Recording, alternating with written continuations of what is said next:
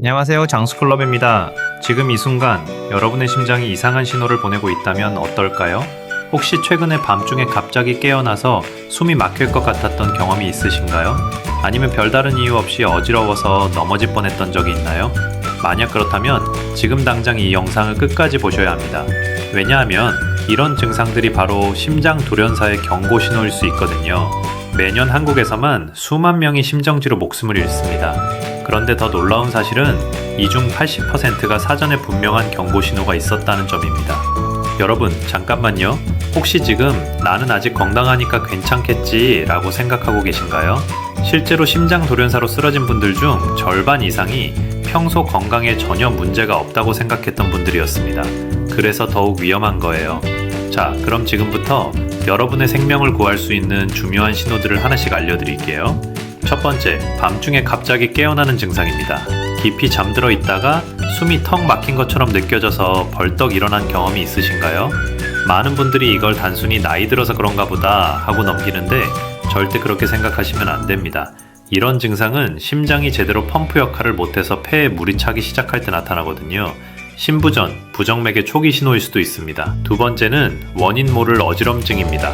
혈압약을 먹고 있어서 그런가 아니면 요즘 스트레스가 많아서 그런가 하고 넘기기 쉬운 증상이죠. 하지만 일상생활 중에 갑자기 어지러워서 벽이나 의자를 붙잡아야 했던 경험이 반복된다면 이것도 심장에서 뇌로 가는 혈액 공급에 문제가 생겼다는 신호일 수 있어요.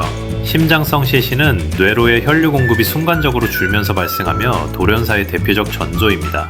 단순히 저혈압, 피로와는 증상의 양상이 다르게 설명이 안 될 정도로 갑작스럽고 강도가 확실할 때는 더욱 주의해야 한다는 것이 전문의 의견입니다. 이어서 설명드릴게요. 세 번째이자 가장 중요한 신호는 아무런 이유 없는 실신입니다. 아무런 이유 없이 의식을 잃고 쓰러진 경험이 있다면 이건 정말 심각하게 받아들이셔야 해요. 특히 화장실에서, 샤워 중에, 아니면 그냥 서 있다가 갑자기 쓰러졌다면 말이에요. 심장에 부정맥이나 구조적 문제가 있으면 혈액 공급이 순간적으로 중단되어 발생하니까요. 실제로 제가 아는 한 분은 평소 아무 문제 없이 건강하게 지내시다가 어느 날 아침 세수하다가 갑자기 쓰러지셨어요. 다행히 가족분이 빨리 발견해서 병원에 갔는데 검사 결과 심장 부정맥이 심각한 상태였다고 하더라고요. 만약 그때 그냥 나이 들어서 그런가 보다 하고 넘겼다면 정말 위험했을 거예요.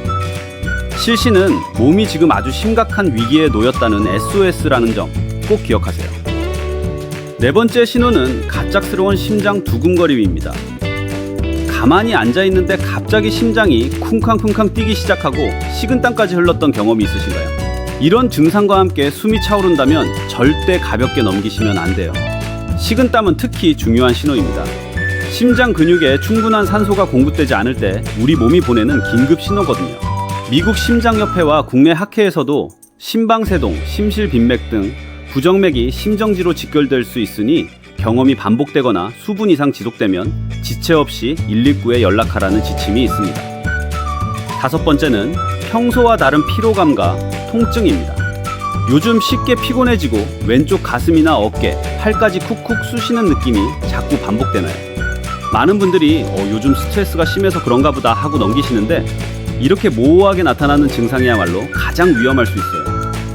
실제 연구 결과에 따르면 심장 돌연사로 이어지는 경우의 절반 이상이 이런 평범해 보이는 증상으로 시작됐다고 합니다. 자, 그럼 여기서 잠깐 생각해 보세요.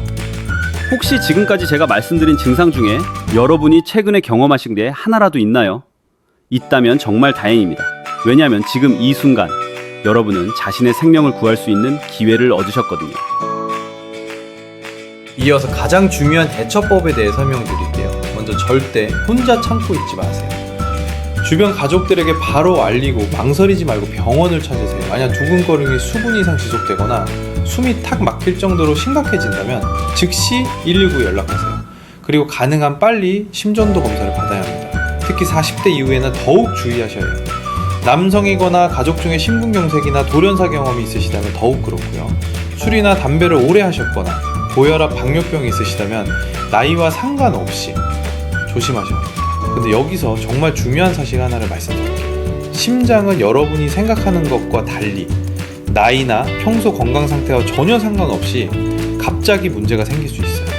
젊고 건강해 보이는 사람도 평소 운동을 꾸준히 하는 사람도 예외가 아니라는 거죠. 그래서 나는 아직 젊으니까 평소 운동하는데 설마 하는 생각은 정말 위험합니다. 만약 갑자기 쓰러진 사람을 발견하신다면 먼저 강하게 깨워보시고 의식과 호흡을 확인하세요. 그 다음에 바로 심폐소생술을 시작하셔야 해요.